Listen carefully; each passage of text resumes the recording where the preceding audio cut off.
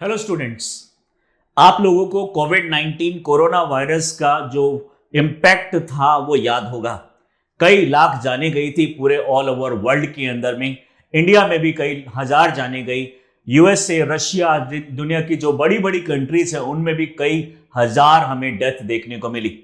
एक ऐसा मंजर था जहां सब डरे हुए थे कि इस तरह से वायरस को किस तरीके से टैकल किया जाएगा, क्या इसका कोई सॉल्यूशन भी मिलेगा या नहीं, या दुनिया इसी तरीके से खत्म हो जाएगी। लेकिन फिर आता है रशिया और रशिया बनाता है पहली कोरोना वायरस वैक्सीन जो कि थी स्पुतनिक 1।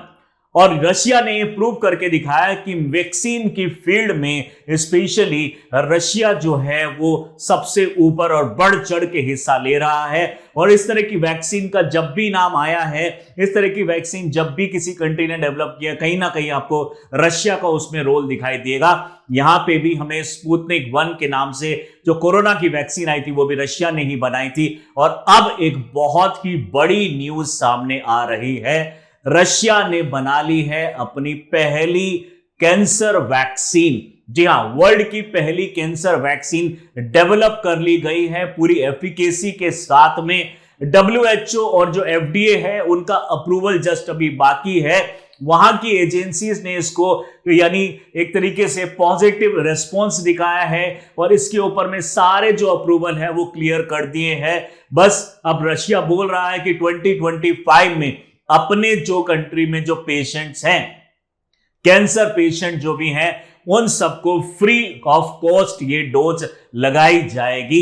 ये आपको ध्यान रखने वाली बात है कि ये वैक्सीन प्री वैक्सीन नहीं होगी, यानी कैंसर से बचा, यानी ये प्रिवेंटिव मेजर नहीं ले सकते, यानी हम डिजीज होने से पहले इसको नहीं लगाएंगे। जो ऑलरेडी पेशेंट है कैंसर के, उन्हीं को ये वैक्सीन लगाई जा सकती है। तो जो कैंसर से ग्रसित है उनके ऊपर ये वैक्सीन काम करेगी और उनका कैंसर 100% तक ये यहां पे क्योर करने का दावा कर रहा है रशिया। और जो इंस्टीट्यूट्स हैं उनका कहना है कि ये बात सच है कि ये इसकी इतनी एफिकेसी है, इतनी इसकी कैपेसिटी है कि ये काफी हद तक जो कैंसर है उसको खत्म कर सकती है। और ये अपने आप में पहली mRNA वैक्सीन होगी, messenger ribo nucleic acid vaccine होगी, जो आज तक किसी ने नहीं बनाई है। हालांकि वैक्सीन स्पेशली कैंसर वैक्सीन की रेस में दूसरी कंट्रीज भी वर्क कर रही हैं। इंडिया, यूएसए, जर्मनी, फ्रांस भी इसके ऊपर में काफी सालों से वैक्सीन बनाने की कोशिश कर रही है। कुछ कंट्रीज ने पहले क्लेम भी किया था कि वो बहुत जल्द ये वैक्सीन को ले आएंगे, लेकिन रशिया ने जो इस साल फरवरी में क्लेम किया था कि हम बहुत पास में हैं इस वैक्सीन के, वो इन्होंने दिसंबर में अभी डेवलप भी करके दिखा दी है। और पूरे दुनिया के जो साइंटिस्ट हैं उनको चौंका दिया है कि किस तरीके से रशिया इतनी जल्दी वैक्सीन बना पा रहा है। और वो भी ये वैक्सीन होगी AI ड्रिवन, यानी इसके अंदर में आर्टिफिशियल इंटेलिजेंस को पूरी तरीके से यूज किया जाएगा। ह्यूमन के पर्टिकुलर प्रोटीन्स को डायग्नोस करने के लिए, डिटेक्ट करने के लिए, और यहां पे टेलर मेड वैक्सीन को डेवलप किया जाएगा। कहने का मतलब है जिस तरह का कैंसर होगा उस पर्टिकुलर पर्सन से ही वो वैक्सीन बनाई जाएगी, यानी जो पेशेंट है उसी के अंदर में से हमारे एंटीजेंस निकाले जाएंगे, mRNA निकाला जाएगा और उसी के अंदर में उसको इंट्रोड्यूस किया जाएगा। यानी यहां पे कंपैटिबिलिटी की भी कोई प्रॉब्लम नहीं होने वाली है।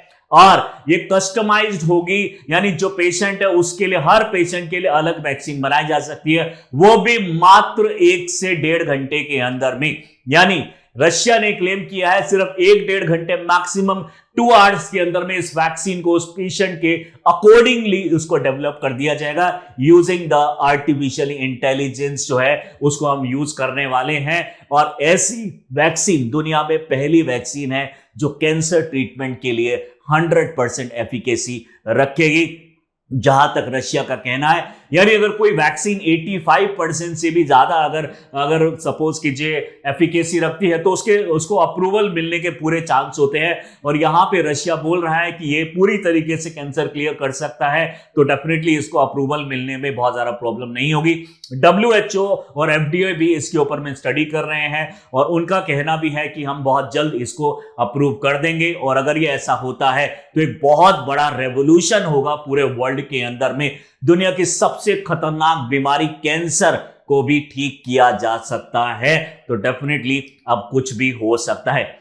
आइए देखते हैं किस तरीके से ये mRNA वैक्सीन एक्चुअली में वर्क करती है, किस इंस्टीट्यूट ने इसको डेवलप की है और कौन कौन से इस फील्ड में रेस में है कंट्री जो वैक्सीन को डेवलप कर रहे हैं, और इंडिया पे इस पे क्या इंपैक्ट पड़ेगा, ओवरऑल इकोनॉमी पे, हेल्थ के ऊपर क्या इंपैक्ट पड़ेगा।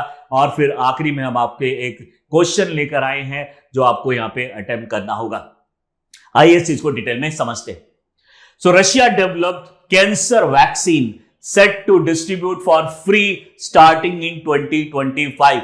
2025 में अपने पेशेंट को फ्री ऑफ कॉस्ट ये लगाने वाले हैं। ये वैक्सीन यूपीएससी का रिकॉर्ड रहा है कि जब भी इस तरह की जो कोरोना से भी जब क्वेश्चन आया था यूपीएससी के अंदर में, इससे पहले सार्स वायरस से क्वेश्चन आया था, इससे पहले H5N1 से क्वेश्चन आया था। तो इस तरह के बहुत सारे क्वेश्चंस हमारे यहाँ पे यूपीएससी में स्पेशली प्री मेंस के अंदर में पूछे जाते हैं। इसका पूरा डेवलपमेंट का तरीका भी कई बार मेंस के अंदर में बायोटेक्नोलॉजी पार्ट के अंदर में पूछा गया है। बहुत ही इंपॉर्टेंट टॉपिक है क्योंकि इस साल ज्यादातर चांस है कि इस वैक्सीन के बारे में पूछा जाएगा। स्पेशली mRNA वैक्सीन कैसे वर्क करती है वो आपको पता ही होना चाहिए। आइए इस चीज को डिटेल में अभी समझते हैं। सबसे पहले इस न्यूज पे हम गौर करते हैं। Russia has developed its own cancer vaccine to be distributed free of charge, ऐसा क्लेम कर रहा है रशिया अपने जो पेशेंट्स होंगे। जैसे कि मैंने बताया आपको, ये कैंसर होने से आपको नहीं बचा सकती, यानी ये प्रिवेंटिव मेजर इसमें अभी फिलहाल के लिए नहीं लिया जा सकता, लेकिन जो कैंसरियस पेशेंट है, कैंसर पेशेंट है, उनमें वैक्सीन पूरी तरीके से काम करने वाली है। Russia has developed N mRNA vaccine. ये एक मैसेंजर राइबोन्यूक्लिक एसिड वैक्सीन होगी। एक अलग तरह की टेक्नोलॉजी है जो मेनली हमने डेवलप किया है। कोरोना जो हमारी कोविड-19 की जो वैक्सीन थी, उससे पहले भी mRNA वैक्सीन हुआ करती थी, लेकिन इस बार जो 2019-20 के अंदर में जो mRNA वैक्सीन के अंदर में रेवोल्यूशन आया, वो आज तक हम उसको देख रहे हैं। उसके अंदर में इतनी ज्यादा इंप्रूवमेंट हो चुकी है कि पहले जो वैक्सीन डेवलप की जाती थी उसको डेवलप करने का और उसको टेस्टिंग और एफिकेसी करने तक का जो पूरा टाइम होता था वो लगभग 35 से 40 साल होता था। यानी अगर आपको वैक्सीन का 100% उसके बारे में पता करना है कि कितना इफेक्टिव है, तो कम से कम 35 साल लग जाते थे और वैक्सीन को डेवलप करने में भी 20 से 25 साल लग जाते थे। लेकिन यहां पे जो वैक्सीन है वो कुछ ही साल में डेवलप कर ली गई है। इस पर्टिकुलर कैंसर वैक्सीन की हम बात कर रहे हैं, और जब ये पेशेंट को अब ये लगाया जाएगा 2025 में, तब पेशेंट के अकॉर्डिंगली इस वैक्सीन को डेवलप किया जाएगा विद इन 1 और 2 आवर्स। ये रिलीज की गई थी की जाएगी 2025 में। Vaccine aimed at treating cancer patient will be distributed free of charge to their जो कस्टमर्स है, मेनली यहाँ पे पेशेंट्स। सॉरी, एंड्रे कैप्रिन जो कि head of radiology medical research centre है, यहाँ पे इन्होंने डेवलप किया है, इन्होंने ये बताया है to the radio Rossiya, calling it a major breakthrough. इन्होंने बोला है कि ये जो है एक मेजर ब्रेक थ्रू है। आज तक दुनिया में ऐसी कोई वैक्सीन नहीं बनी जो कैंसर को ट्रीट कर सके, क्योर कर सके, और यहाँ पे प्रॉपर क्योर यहाँ पे इन्होंने डेवलप कर दिया है। It's a very great thing. Second देखते हैं mRNA वैक्सीन में क्या होता है, किस तरीके से वर्क करती है। An mRNA vaccine uses genetic material. यहां पे हमें जेनेटिक मटेरियल जिसको हम बोल रहे हैं मैसेंजर RNA, उसको यूज किया जाता है to instruct cell to produce the protein that trigger an immune response. इस इस सिस्टम के अंदर में, इस वैक्सीन के अंदर में इम्यूनिटी को हमें डेवलप करना है वायरस के, और यहां पे स्पेशली हम बात करें तो कैंसर के जो प्रोटीन है उसके अगेंस्ट। अगर मैं आपको ये बताना चाहूं, यहाँ पे आप दो तरह के हमारे सेल हो गए। मान लीजिए एक नॉर्मल सेल है जो हमारी बॉडी में प्रेजेंट है, और एक सेल है कैंसर। हमारे जो सेल्स होते हैं वो डिफरेंट डिफरेंट टाइप्स के प्रोटीन्स डेवलप करते हैं। तो इसके अंदर जो प्रोटीन प्रोड्यूस हो रहा है, लेकिन इसी का अगर कैंसेरियस सेल है, यानी अगर वो कैंसर में बदल चुका है, तो कैंसेरियस सेल एक अलग टाइप का प्रोटीन प्रोड्यूस करेगा। यानी यहां नॉर्मल प्रोटीन प्रोड्यूस हो रहा है, और जो कैंसेरियस सेल्स है वो डिफरेंट टाइप के प्रोटीन प्रोड्यूस करते हैं। अब हमारी बॉडी का इम्यून सिस्टम बहुत अच्छा होता है, यानी ऐसा बोला जाता है कि हमें कभी भी कोई भी किसी भी मेडिसिन की बाहर से कभी लेने की जरूरत ना पड़े, अगर हमारा इम्यून सिस्टम एकदम से स्ट्रांग हो जाए तो। यानी यहां पे भी हम अपने इम्यून सिस्टम को ही डेवलप करने वाले हैं। तो जनरली क्या होता है, हमारे जो बॉडी में जो कैंसर प्रोटीन बना रहा है, हमारी जो बॉडी है, हमारी बॉडी जो है वो इसके अगेंस्ट कोई इम्यून सिस्टम डेवलप नहीं कर पाती, क्योंकि हमारी बॉडी को ये एक एंटी, यानी एक तरीके से एंटीजन नहीं लगता, यानी दुश्मन नहीं लगता। यानी हमारी जो एंटीबॉडीज है वो तभी प्रोड्यूस होगी जब हो उसको कोई एंटीजन आए बॉडी में आएगा, यानी उसके लिए एक अनवांटेड, एक अनरिकॉग्नाइज्ड, या फिर जो आपका डिटेक्टेबल, जो आपके बोल सकते हैं, या फिर अनवांटेड कोई प्रोटीन का भी पार्टिकल, कुछ भी एजेंट जब हमारी बॉडी में एंटर करता है, तभी हमारा इम्यून सिस्टम जो है एंटीबॉडीज बनाना स्टार्ट करता है। लेकिन हमारे कैंसर सेल जब प्रोटीन बना रहे हैं, अपना प्रोटीन बना रहे हैं, तो हमारी body will not be able to recognise और डिटेक्ट दिस पर्टिकुलर प्रोटीन, क्योंकि उसको लगता है कि नॉर्मल सेल है। बट यहां पे जो कैंसर के सेल का नंबर बढ़ता चला जा रहा है, वो एक प्रॉब्लम है। वो इस तरह के प्रोटीन्स बनाएगा जो हमारी बॉडी को खराब कर सकते हैं, डिटीरिएट कर सकते हैं। अब एमआरएनए वैक्सीन क्या काम करेगी? हमारी एमआरएनए वैक्सीन के अंदर में हम इस तरह के एंटीजेंस बॉडी में डालेंगे जो कि बिल्कुल इस तरह के प्रोटीन हमारे यहां पे बनाएगा। यानी इसी तरह का प्रोटीन बनाने वाला एमआरएनए, मैसेंजर आरएनए, हम अपनी बॉडी के अंदर में डाल देंगे। अब हमारी बॉडी को लगेगा कि बाहर से कोई एजेंट एंटर किया है, तो हमें इसके लिए एंटीबॉडीज प्रोड्यूस करनी पड़ेगी। और जब उस पर्टिकुलर प्रोटीन के अगेंस्ट जब एंटीबॉडी प्रोड्यूस की जाएगी, तब हमारी बॉडी जो इस प्रोटीन को भी रिकॉग्नाइज कर लेगी। उसको लगेगा यस डेफिनेटली ये भी बाहर से ही आया हुआ प्रोटीन है, और फिर इसके अगेंस्ट एंटीबॉडीज प्रोड्यूस करेगी और हमारे कैंसेरियस सेल्स को यहां पे डिस्ट्रॉय या फिर किल कर सकती है। इसी चीज को डायग्राम के माध्यम से अभी नेक्स्ट स्लाइड में मैं आपको समझाता हूं। तो ये इसमें यही हमें करना है। Messenger RNA vaccine use genetic marker to instruct cell to produce protein. ऐसा प्रोटीन बनाएगी हमारी body that trigger an immune response, helping the body recognises and fight against that particular specific disease. How it work? The mRNA in the vaccine provide instruction for cell to make a harmless protein. Definitely, अब जो हमारा cancerous cell जो protein बना रहा है वो तो harmful है, बट हमें जो बाहर से अब जो सेम टाइप के प्रोटीन डालने हैं वो इस तरीके से डालने होंगे कि वो हार्मलेस हों, अदरवाइज वही हमारे लिए प्रॉब्लम क्रिएट कर देगा। तो हमारे कैंसर सेल जो प्रोटीन बनाते हैं, बिल्कुल वैसा ही प्रोटीन हमें बाहर से बॉडी के अंदर में इंजेक्ट करना होगा, ताकि बॉडी को लगे कि बाहर से कोई प्रोटीन एंटर किया है, बट ये हार्मलेस होना चाहिए, और हमारी बॉडी इमीडिएटली एंटीबॉडीज प्रोड्यूस करना स्टार्ट कर दे। और जब ये बाहर से आए वाले प्रोटीन के ऊपर हमारी बॉडी अटैक करेगी, तो साइमल्टेनियसली कैंसेरियस सेल जो प्रोड्यूस कर रहा है उस पर्टिकुलर प्रोटीन को, उसको भी किल करने की कोशिश करेगी। To be found on the surface of a virus like the spike proteins in the COVID-19, जो भी मैं आपको समझाता हूं। The immune system recognizes this protein as a foreign, mount on an immune response and remember how to fight the virus if exposed in the future। यानी future में भी अगर इस तरह के वायरस या फिर इस तरह के जो एजेंट्स हैं, यहाँ पे कैंसेरियस सेल के जो प्रोटीन्स हैं, या फिर कोई वायरस में भी ये काम करती है, अगर कोई फ्यूचर में भी एंटर करता है तो उसके लिए हमारी इम्यूनिटी प्रेजेंट रहेगी। सबसे पहले मैं आपको बता दूं कि वैक्सीन किस तरीके से काम करती है। एक नॉर्मल अगर वैक्सीन की बात करें, मान लीजिए ये हमारे पास एक बॉडी है, सपोज दिस इज आर एक ह्यूमन बॉडी हम कंसीडर कर लेते हैं। इस ह्यूमन बॉडी के अंदर में अगर हम देख रहे हैं तो अगर वायरस जब हमारी बॉडी में एंटर करता है तो जो एक्चुअल वायरस हमारी बॉडी में एंटर करता है जो डिजीज कॉज कर सकता है, उदाहरण के तौर पे इन्फ्लुएंजा वायरस अगर हमारी बॉडी में एंटर कर रहा है, एडिनो वायरस हमारी बॉडी में एंटर करता है, तो इसके अगेंस्ट हमारी बॉडी बहुत ज्यादा कुछ नहीं कर पाती, क्योंकि ये जो वायरस है इसका जो जेनेटिक मटेरियल है वो आरएनए है। वहीं पे अगर बैक्टीरिया हमारी बॉडी पे एंटर करता है, प्रोटोजोआ हमारी बॉडी में एंटर करता है, फंगस हमारी बॉडी में एंटर करता है, तो इन सभी का जेनेटिक मटेरियल डीएनए है। हमारी बॉडी इजीली इनको रिकॉग्नाइज कर लेती है और रिकॉग्नाइज करने के बाद इनके अगेंस्ट एंटीबॉडीज प्रोड्यूस कर लेती है। यानी इन सब चीजों के अगेंस्ट हमारी बॉडी इम्यूनिटी प्रोड्यूस कर सकती है, क्योंकि इनका जेनेटिक मटेरियल और हमारा जेनेटिक मटेरियल दोनों का जेनेटिक मटेरियल सेम है, दैट इज डीएनए।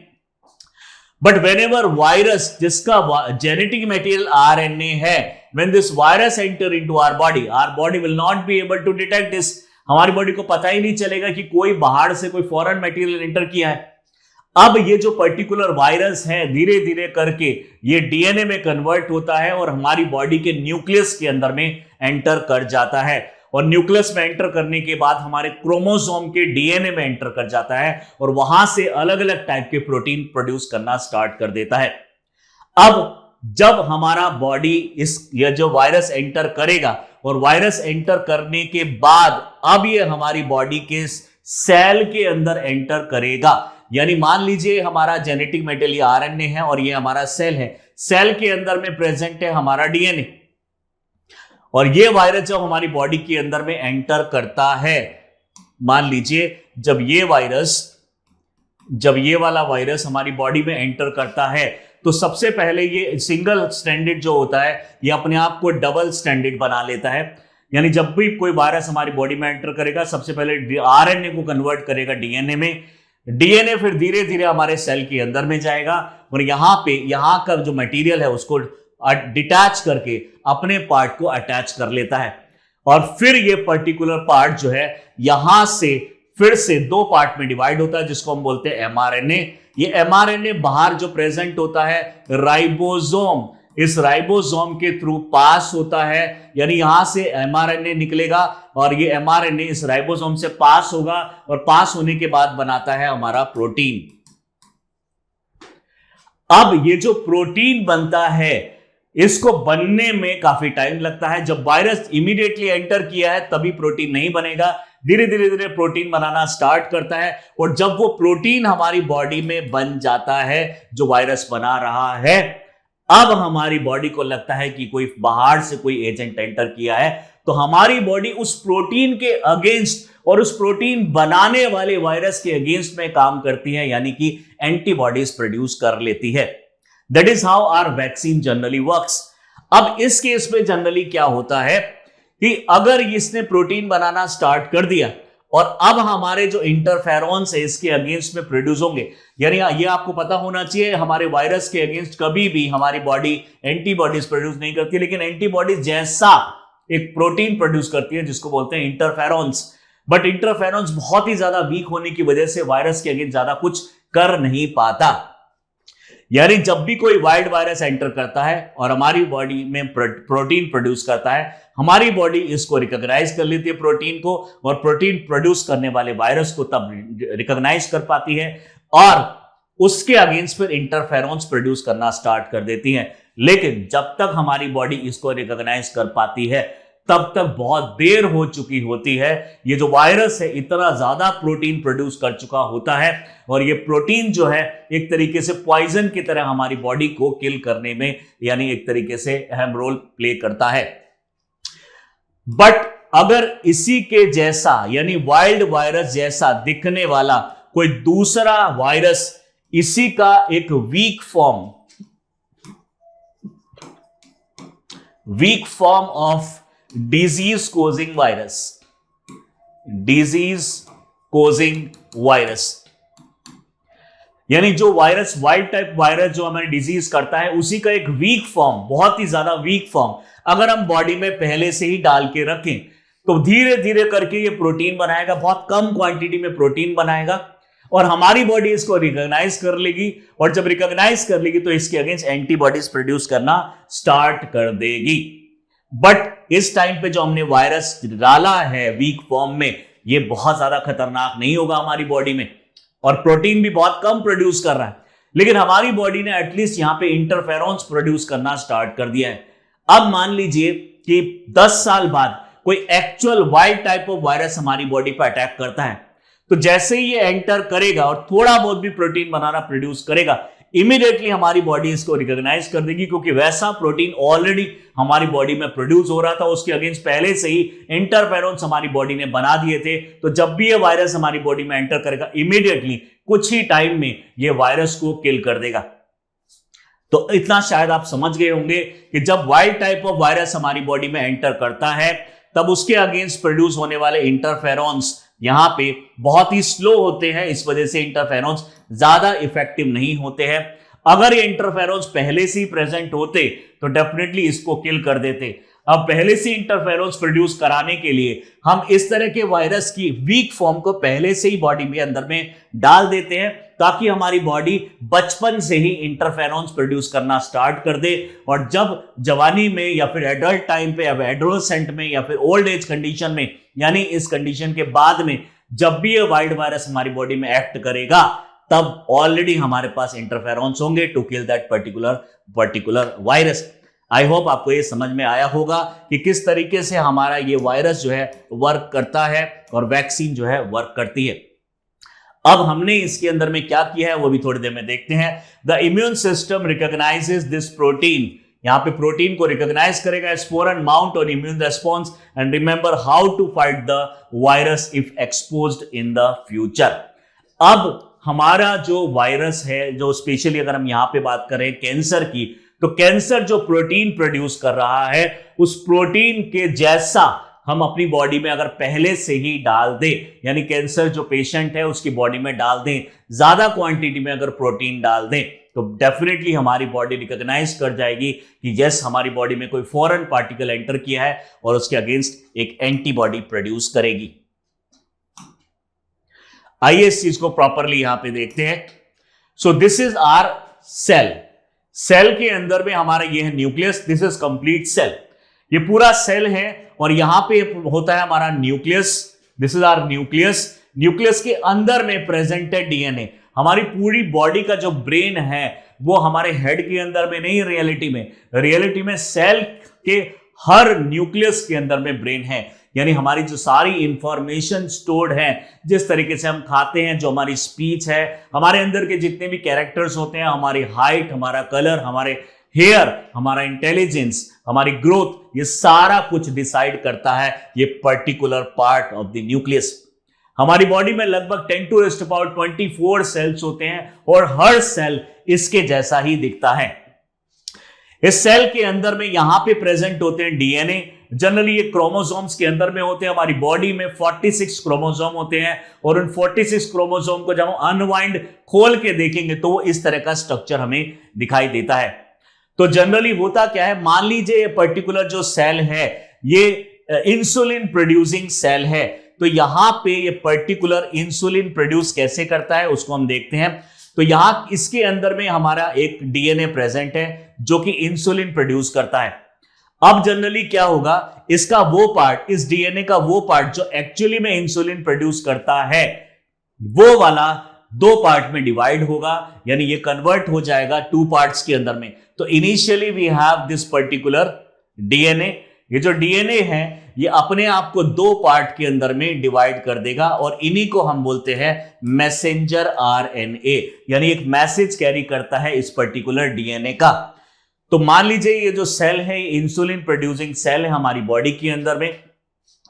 अब इसके अंदर में वो पर्टिकुलर पार्ट जो इंसुलिन प्रोड्यूस करता है ये 2 पार्ट में ऐसे डिवाइड हो जाता है, यानी एमआरएनए में डिवाइड हो जाता है और इसका एक पार्ट हमारे सेल से बाहर निकल के आता है और यहां पे जो राइबोसोम्स प्रेजेंट होते हैं, मान लीजिए ये हमारा एक राइबोसोम है, तो ये वाला पर्टिकुलर जो एमआरएनए है इस राइबोसोम से ऐसे पास होता है और पास होने के बाद यहां पे बनाता है प्रोटीन, जो कि हमारी बॉडी के ग्रोथ के लिए चाहिए होता है। यहां पे ये प्रोटीन है इंसुलिन। आई होप समझ में आ रहा है शायद आपको। तो दिस इज इंसुलिन प्रोड्यूसिंग जो सेल है, उसके अंदर न्यूक्लियस के अंदर में जो डीएनए है जो इंसुलिन प्रोड्यूस कराएगा, वो किस तरीके से प्रोड्यूस कराता है, पहले ये इसमें कन्वर्ट होगा एमआरएनए में, यानी this will convert into mRNA, then this mRNA pass through this ribosome, और जब राइबोसोम के थ्रू पास होता है तो ये यहां पे प्रोड्यूस करेगा प्रोटीन,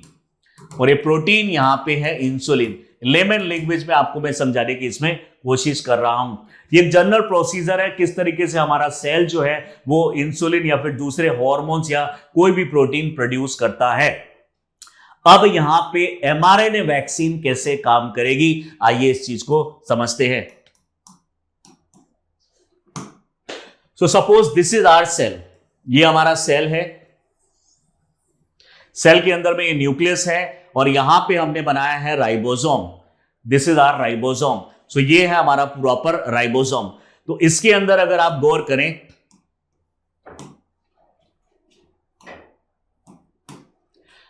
तो इस केस में हम क्या करने वाले हैं, सबसे पहले जो पेशेंट होगा उसका वो कैंसेरियस सेल्स बाहर निकाल लिया जाएगा, यानी जो पेशेंट है उसका कैंसर सेल बाहर निकाल लिया जाएगा। अब मैंने आपको पहले बताया कि कैंसर सेल एक अलग टाइप का प्रोटीन बनाएगा, तो इस सेल के अंदर में वो जेनेटिक इंफॉर्मेशन जो वो दैट पर्टिकुलर प्रोटीन बनाता है, यानी ये मान लीजिए ये उसका न्यूक्लियस है और न्यूक्लियस के अंदर में ये है हमारा पूरा का पूरा डीएनए, लेकिन इस डीएनए के अंदर में वो वाला पार्ट जो प्रोटीन प्रोड्यूस कर रहा है, कुछ प्रोटीन प्रोड्यूस कर रहा है, सपोज कीजिए ये जनरली हमारी बॉडी के अंदर में इस वाले पार्ट को हम यहां से बाहर निकाल लेंगे, इस वाले पार्ट को यहां से बाहर निकाल लिया जाएगा और बाहर निकालने के बाद इसको हम डिवाइड कर देंगे दो पार्ट के अंदर में, एक तो ये होगा और एक ये, दिस इज एमआरएनए। यानी इस टाइम पे हमने पेशेंट के सेल को, कैंसेरियस सेल को निकाला है जो कि एक प्रोटीन प्रोड्यूस करता है। अब वो पर्टिकुलर इंफॉर्मेशन जो कि डीएनए के जीन में प्रेजेंट है, वो जीन को हम बाहर निकालते हैं और जीन बाहर निकालने के बाद उसको हम डिवाइड कर देते हैं। जनरली जब भी हम डबल को सिंगल में डिवाइड करते हैं और तो this process is known as transcription. और जब ये पर्टिकुलर राइबोसोम से पास होता है, तो राइबोसोम से पास होता है और प्रोटीन में कन्वर्ट होता है, इसको हम बोलते हैं ट्रांसलेशन। शायद आपको समझ में आ रहा है।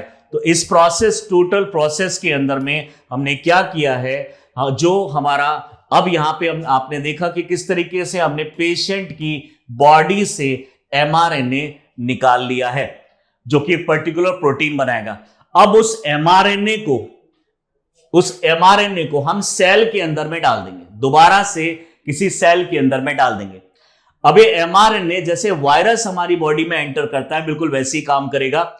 ये जो एमआरएनए है, अब जनरली हमारे एमआरएनए यहां से निकल के आता था और राइबोसोम से पास होता था, लेकिन हमने ये जो राइबोसोम प्रेजेंट है इसको बाहर से ही ये पर्टिकुलर एमआरएनए प्रोवाइड कर दिया ताकि एक प्रोटीन प्रोड्यूस करना स्टार्ट कर दे। अब ये एमआरएनए जो अब ये हमारी बॉडी में एंटर किया, ये एमआरएनए राइबोसोम्स के थ्रू पास होगा। राइबोसोम के थ्रू पास होने के बाद ये बनाएगा एक पर्टिकुलर टाइप का प्रोटीन। अब जब ये हमारी बॉडी के अंदर में प्रोटीन बनना स्टार्ट हो जाएगा, यानी जो कैंसेरियस सेल ऑलरेडी हमारा जो प्रोटीन बना रहे हैं, हम उसको ज्यादा स्केल में, बड़े स्केल में अपनी तरफ से ये प्रोटीन बना रहे हैं। अब हमारी बॉडी को पता चल जाएगा कि यस, ये जो प्रोटीन है ये हमारे लिए एक एंटीजन है। अब जैसे ही हमारी बॉडी को पता चला कि ये तो बाहर से आया है, तो जो हमारे बॉडी के अंदर में ऑलरेडी कैंसर सेल प्रोटीन बना रहे थे, उसको भी ये एक तरीके से अब मानेगा कि एंटीजन प्रोटीन है। अब जिस तरीके से हम बाहर से आने वाले एंटीजन के अगेंस्ट एंटीबॉडीज प्रोड्यूस करते हैं। हमारी बॉडी अब कैंसरियस सेल के अगेंस्ट भी एंटीबॉडीज प्रोड्यूस कर लेगी। That is how our mRNA vaccine work. तो एक बार मैं आपको जल्दी से इसमें फिर से बता देता हूं। तो जनरली हमारे जो प्रोटीन बनते हैं वो राइबोसोम के ऊपर अंदर में बनते हैं। यहां से डबल हेलिक्स सिंगल हेलिक्स में कन्वर्ट होता है मैसेंजर आरएनए। मैसेंजर आरएनए इसके थ्रू पास होता है, प्रोटीन में कन्वर्ट हो जाता है और प्रोटीन वो हमारी बॉडी की हेल्थ के लिए अच्छा होता है। लेकिन अब हम क्या करने वाले, पेशेंट की बॉडी से वो mRNA निकालने वाले हैं। mRNA को दोबारा से बॉडी में डाला जाएगा और अब ये बाहर से mRNA एंटर किया है तो ये जो प्रोटीन यहां पे प्रोड्यूस होगा, हमारी बॉडी अब उसको लगेगा कि बाहर से बॉडी में प्रोटीन एंटर किया है और इसके अगेंस्ट अब एंटीजन जो है ये इसके अगेंस्ट एंटीबॉडीज हमारी बॉडी प्रोड्यूस करने लग जाएगी। और जब इसके अगेंस्ट एंटीबॉडीज प्रोड्यूस करेगी तो उस सेल के अगेंस्ट, यानी जो कैंसरियस सेल जो ये वाला प्रोटीन बनाता था जो यहां पे बना है, और इसके अगेंस्ट भी इसके एंटीबॉडीज प्रोड्यूस करेगी और इसको डिस्ट्रॉय कर देगी। That is how this particular mRNA vaccine work. तो ये बताइए कि जिस तरीके से हमने यहां से कैंसर पेशेंट से mRNA निकाला था उसके जीन से जो कि पर्टिकुलर प्रोटीन बनाता है, अब ये किस किस तरह के प्रोटीन बनाएगा ये हर पेशेंट के लिए अलग होगा। अब आर्टिफिशियल इंटेलिजेंस को यूज करके हम ये डिटेक्ट करने की कोशिश करेंगे कि इसकी कितनी पॉसिबिलिटीज हैं। उस पेशेंट से जो प्रोटीन निकला उसके एग्जैक्ट चीजें हम पता करने की कोशिश करेंगे तो इसको कस्टमाइज भी किया जा सकता है। यानी पेशेंट टू पेशेंट ये वैक्सीन जो है डिफर भी कर सकती है, बट बनाने का तरीका इसका सेम ही होगा। अब इसका देखते हैं हम सिग्निफिकेंस क्या होगा रशिया की कैंसर वैक्सीन का। सबसे पहली बात, पर्सनलाइज्ड ट्रीटमेंट है तो हर पेशेंट के लिए ये प्रॉब्लम कंपैटिबिलिटी की नहीं आएगी और यहां पे हर पेशेंट की एफिकेसी के साथ में यहां पे ट्रीटमेंट होगा। इनोवेटिव mRNA टेक्नोलॉजी, जैसा मैंने बताया आपको, जैसे कि कोविड के अंदर में भी था, utilises mRNA technology align for quicker development and adaptability similar to the जैसे कोविड-19 की बनाई गई थी बिल्कुल वैसे ही। AI ड्रिवन है तो पॉसिबिलिटीज बहुत ज्यादा चेक कर सकते हैं हम एक ही साथ में। ह्यूमन अगर ओरिएंटेड होती है चीजों को टेस्ट करने में बहुत ज्यादा टाइम लगता है, यहां पे कंपैटिबिलिटी चेक करने में बहुत ज्यादा टाइम नहीं लगने वाला है क्योंकि जनरली जो ये मंथ्स लगते थे अब इसमें आवर्स लगेंगे। ब्रॉड कैंसर एप्लीकेशन, यानी अभी तो सिर्फ हम कुछ पर्टिकुलर ही ट्रायल पे ले रहे हैं, लेकिन जब ये फाइनली 2025 में अप्रूवल पूरा मिल जाएगा, ज्यादातर चांस है इसके 99% चांस है कि इसको अप्रूवल मिल सकता है। तो अगर WHO से ऑलरेडी रशिया जो है वो इसको लगाने भी वाला है 2025 में, तो डेफिनेटली लगभग हर तरह के कैंसर को इसमें ट्रीट किया जा सकता है, हर तरह के ट्यूमर को इसमें ट्रीट किया जा सकता है। अफोर्डेबल एक्सेस है डेफिनेटली, यानी यहां पे रशिया बोल रहा है कि हम इसको धीरे धीरे करके इसका कॉस्ट काफी कम कर देंगे और इनिशियली तो हम इसको फ्री ऑफ कॉस्ट ही प्रोवाइड करने वाले हैं। High cost per dose the vaccine will be distributed free to the Russian citizens. Global race for cancer, ऐसा नहीं कि यही रशिया ही, बट रशिया ने पहली बार इसको फुली डेवलप कर लिया है। हालांकि इसमें यूएस, यूके और बहुत सारी कंट्रीज पहले से ही इसके ट्रीटमेंट में एक तरीके से रिसर्च कर रही हैं, बट अभी तक डेवलप नहीं कर पाई हैं। इम्यूनोथेरेपी में, यानी ये जो टेक्नोलॉजी हमने यूज की है ये कैंसर के अलावा भी दूसरी चीजों के अंदर में भी इसको यूज किया जा सकता है। Next thing is addressing rising cancer rate, यानी सिर्फ अगर रशिया में ही अगर हम देख रहे हैं तो 6,35,000 केस सिर्फ 2022 में आए हैं। तो आप इमेजिन कर सकते हैं कि पूरे वर्ल्ड में कितने कैंसर पेशेंट होंगे जो इससे ग्रसित है और जिनकी डेथ भी होती है। तो डेफिनेटली ये हमारा जो बर्डन है उसको कम करेगा। Model for the future treatment, यानी फ्यूचर में दूसरे जो ट्रीटमेंट्स होते हैं उनके साथ में इसको यूज किया जा सकता है और पर्सनलाइज्ड होने की वजह से हमें और ज्यादा एफिकेसी रेट इसमें मिल सकता है। चैलेंजेस की बात करें तो सबसे बड़ा चैलेंज तो यहाँ पे इफेक्टिवनेस और सेफ्टी का है। हालांकि रशिया ने क्लेम किया है कि ये पूरा काम करेगा, लेकिन अगर जब तक हर कंट्री में हर तरह के लोगों के ऊपर में पहले इसको चेक किया जाएगा और अगर ये सही रहा तो डेफिनेटली एक बड़ा रेवोल्यूशन की तरह से हो सकता है। पर्सनलाइज्ड कॉम्प्लेक्सिटी, कई बार ऐसा हो सकता है कि पेशेंट का जिससे हमने एमआरएनए निकाला है उसका एमआरएनए ही डिफेक्टिव है या प्रॉपर उसमें इंफॉर्मेशन नहीं मिल पा रही है, तो हमें दूसरे पर्सन का ही इसके अंदर में जो एमआरएनए कैंसर पेशेंट का यानी दूसरे कैंसर पेशेंट का एमआरएनए निकाल के इस कैंसर पेशेंट के बॉडी में डालना पड़ेगा। तो डेफिनेटली यहां पे हो सकता है कि ये प्रॉब्लम हो सकती है। टेक्नोलॉजिकल इंटीग्रेशन यानी ensuring AI model for vaccine design are accurate, reliable and scalable across different cancer type is a significant technical challenge। यानी क्या हम पूरी तरीके से AI के ऊपर में डिपेंडेंट हो सकते हैं, क्या हम इसके ऊपर रिलाई कर सकते हैं, ये भी एक बहुत बड़ा चैलेंज है हमारे सामने। रेगुलेटरी अप्रूवल इसके अंदर में अगर फाइनली WHO और फूड एंड ड्रग एसोसिएशन से अगर मिल जाता है तो फिर इसमें कोई प्रॉब्लम भी नहीं है, बट डेफिनेटली वो भी इसको अभी काफी टाइम से इसको टेस्ट कर रहे हैं और आई होप इसको नेक्स्ट ईयर तक अप्रूवल भी मिल जाएगा और कैंसर का ट्रीटमेंट एक तरीके से यहां पे भी डेवलप हो गया है। और चैलेंज की बात करें तो एट प्रेजेंट इसका कॉस्ट थोड़ा सा ज्यादा है, 2869 पर डोज यानी डॉलर पर डोज आपको देना पड़ेगा।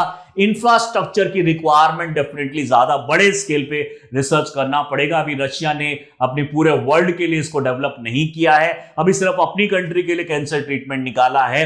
धीरे धीरे करके इंफ्रास्ट्रक्चर दूसरी कंट्रीज में भी और रिसर्च इंस्टीट्यूट में और ज्यादा रिसर्च करने की जरूरत भी है।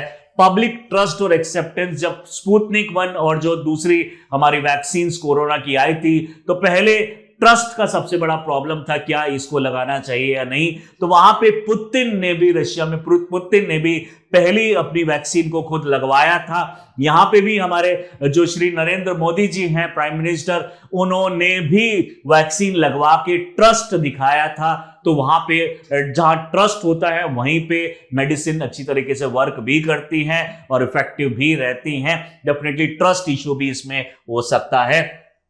Integration into the health care system, क्या ये दूसरे हेल्थ केयर सिस्टम में एप्लीकेबल होगा। Implementing the vaccine in existing health care system, यानी हेल्थ केयर सिस्टम में कुछ ना कुछ तो हमें चेंजेस करने पड़ेंगे, क्योंकि इस तरह की वैक्सीन जो है एक रेवोल्यूशन की तरह है। तो हमारे जो दूसरे वैक्सीन है उसके अंदर भी बहुत सारे चेंजेस हमें करने पड़ेंगे और इफेक्टिव वैक्सीन बनानी पड़ेंगी और डेफिनेटली और बड़ा इंफ्रास्ट्रक्चर और जो है पैसों की बहुत ज्यादा जरूरत पड़ने वाली है।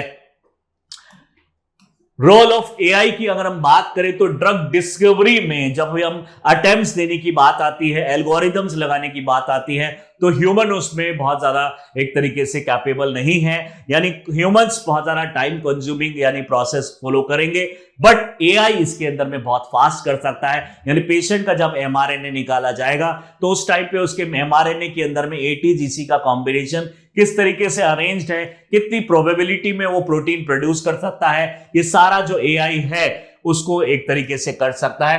कस्टमाइज ट्रीटमेंट यहां पे मिल रहा है, पूरा का पूरा लाइफस्टाइल डेटा जो है उसका पेशेंट का genetical clinical lifestyle data, ensuring more targeted and effective therapy. कई बार आपने देखा होगा कि एक वैक्सीन जो है, एक मेडिसिन एक पर्सन के ऊपर में बहुत अच्छी तरीके से काम कर रही है, वहीं पे सेम वैक्सीन दूसरे पर्सन पे काम नहीं कर रही है, तो यहां पे उसका इफेक्टिवनेस को भी चेक किया जा सकता है आर्टिफिशियल इंटेलिजेंस को यूज करके। और फास्टर डेवलपमेंट है डेफिनेटली, जैसे मैंने बताया आपको, पर्सन टू पर्सन ये वैक्सीन चेंज की जा सकती है, 1 से 2 घंटे में इसको डेवलप किया जा सकता है। Significant reduce the time required to design the personalized vaccines by the predicting how specific patient data will interact with different treatment as in the cancer vaccine research। तो डेफिनेटली इसमें बहुत ज्यादा फायदा होने वाला है।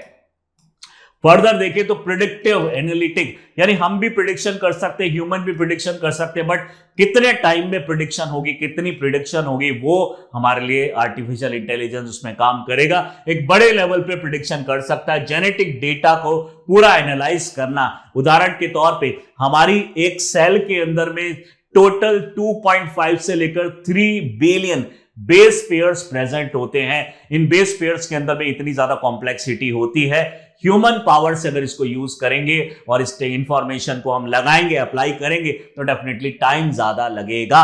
डेफिनेटली कर सकते हैं बट टाइम ज्यादा लगेगा, लेकिन एआई उसको बहुत फास्ट कर सकता है। तो बड़े से बड़े जेनेटिक डेटा को, कोडिंग को यहां पे और उसके म्यूटेशन रेट को, यानी स्पेसिफिक बायोमार्कर्स को, ये सब को इजीली एक्यूरेटली डायग्नोस कर सकता है और प्रॉपर ट्रीटमेंट यहां पे प्रोवाइड कर सकता है। और डेफिनेटली जो क्लिनिकल ट्रायल्स होते हैं उसमें भी हमें प्रॉब्लम नहीं होने वाली है। क्लिनिकल ट्रायल में जनरली क्या किया जाता है कि पहले 5 लोगों को लगाई जाएगी, फिर 10 लोगों को लगाई जाती है, फिर 100 लोगों को लगाई जाती है, फिर 1000 लोगों को लगाई जाती है, फिर 10,000, फिर 20,000। इस तरीके से क्लिनिकल ट्रायल जहां पे चलते हैं, यहां पे हम एक ही बार में सारे ट्रायल्स को करके देख सकते हैं और बहुत फास्ट डेवलप कर सकते हैं। यानी उदाहरण के तौर पे आपने कोई वैक्सीन किसी पे अप्लाई की और काम नहीं किया या फिर कम काम किया, तो हमें वैक्सीन में क्या क्या चेंजेस लाने हैं, उसके लिए फिर दूसरी वैक्सीन डेवलप करनी पड़ती है और फिर उसमें टाइम लगता है। यहां पे जैसे ही ये पता चला कि ये वैक्सीन यहां पे काम नहीं कर रही है इस पर्टिकुलर पेशेंट के लिए, इमीडिएटली 2-3 घंटे में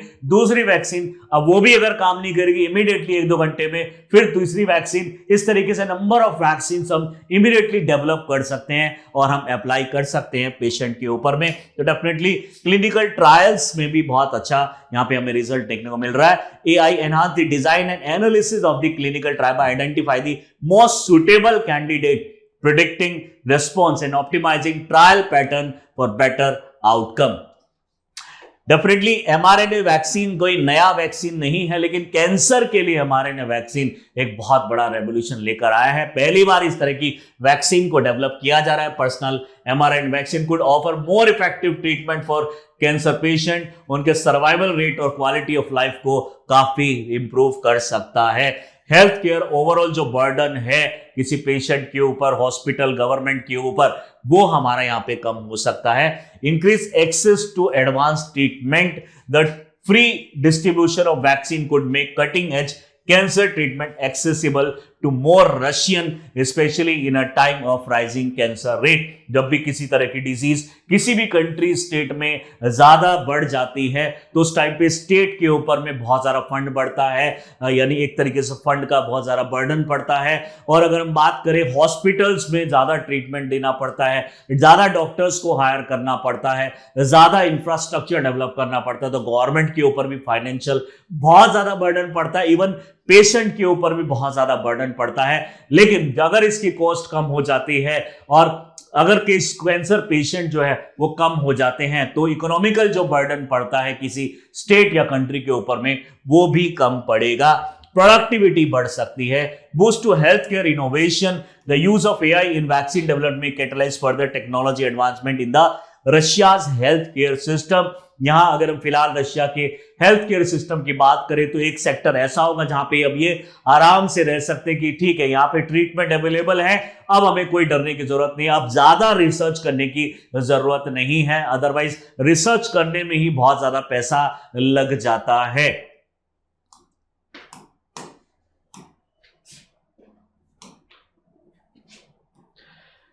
डेफिनेटली यहाँ पे जो कंपटीशन है वो डेफिनेटली इंपैक्ट पड़ेगा इंटरनेशनल मेडिसिन कम्युनिटी के ऊपर में। अब रशिया ने डेवलप कर लिया तो एक रेस करने लग जाएंगे सारी कंट्रीज कि हम किस तरीके से इस वैक्सीन को या फिर दूसरी वैक्सीन को जल्दी से जल्दी बना सके। डेफिनेटली एक बहुत अच्छा कंपटीशन यहाँ पे जनरेट हो सकता है। इसको आप नेगेटिव और पॉजिटिव दोनों तरीके से ले सकते हैं। पॉजिटिव लेंगे तो अच्छी से अच्छी और वैक्सीन यहाँ पे डेवलप हो सकती है और कम कॉस्ट में अवेलेबल होगा। नेगेटिव होगा तो ये आपस में एक दूसरे को डिफेम करने में लग जाएंगे, तो ये भी हो सकता है। तो कंपटीशन बढ़ेगा। एआई को हेल्थ केयर में किस तरीके से यूज किया जाए, ये जो है यहां पे कंसर्न है। The use of AI in vaccine development could inspire great integration of intelligence in global health care. हम ज्यादा से ज्यादा लोग अब एआई को यूज करना स्टार्ट कर देंगे।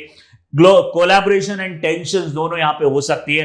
while international collaboration could be fostered, geopolitical factors might hinder sharing of research and technology, especially in the time of this। यानी अगर मान लीजिए उदाहरण के तौर पे रशिया ने इसको डेवलप किया है और यूक्रेन इसको डिमांड करता है, तो शायद अभी रशिया यूक्रेन को ये वैक्सीन प्रोवाइड ना करे, उनको ये राइट्स प्रोवाइड ना करे, तो डेफिनेटली जियोपॉलिटिकल टेंशन में भी ये प्रॉब्लम क्रिएट कर सकता है। और ये खुद वैक्सीन भी जियोपॉलिटिकल टेंशन क्रिएट कर सकती है। यानी किसी कंट्री के साथ ज्यादा अच्छा व्यवहार हो, किसी के साथ अच्छा ना हो, किसी को ये शेयरिंग की जाए, किसी के साथ शेयर ना किया जाए, तो डेफिनेटली इसमें भी प्रॉब्लम क्रिएट हो सकती है। और Russia cancer vaccine could contribute to global cancer treatment, जो पूरे वर्ल्ड का जो कैंसर ट्रीटमेंट है पर्सनलाइज वैक्सीन के अंदर में, मेडिसिन के अंदर में, यानी बहुत बड़ा कंट्रीब्यूशन होने वाला है। इसी इंपॉर्टेंट टॉपिक से रिलेटेड एक बहुत ही अच्छा क्वेश्चन आपके लिए मेंस के लिए लेकर आए हैं। Discuss the potential of mRNA vaccine in revolutionising global health care, with a focus on their application in cancer treatment.